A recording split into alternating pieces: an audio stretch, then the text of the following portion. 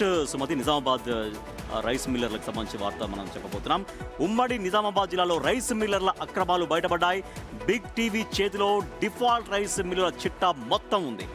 CMR rice ను మిల్లర్లు మిక్కేశారు. ప్రభుత్వానికి ధాన్యం దొంగలు కోట్ల రూపాయల గండి కొట్టారు. ఈ కేసులో ఇప్పటికే మాజీ ఎమ్మెల్యే షకీల్ పై ఈడీ విచారణ కొనసాగుతోంది. 2021-22కు చెందిన ధాన్యం పక్కదారి పట్టినట్లు ఆరోపణలు ఉన్నాయి. రీసెంట్ గా ఓ ఎంపీ సన్నిహితుడి మిల్లుపై కూడా విజిలెన్స్ ఎన్ఫోర్స్మెంట్ దాడులు జరిగాయి.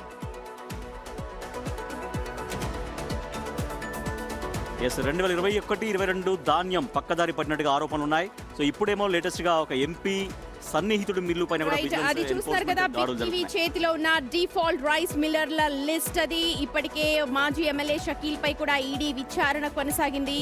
ఎంపీ సన్నిహితుడి మిల్లు పైన కూడా విజిలెన్స్ దాడులు జరిగాయి. మొత్తం ఆ లిస్ట్ లో ఉన్న మిల్స్ అన్ని కూడా డిఫాల్ట్. ఇది ప్రభుత్వానికి రావాల్సినటువంటి సొమ్ముని అక్రమంగా ఈ రకంగా రైస్ మిల్లుల పేరుతో మిల్లర్లు మొత్తం ఒక్కేసినటువంటి పరిస్థితి.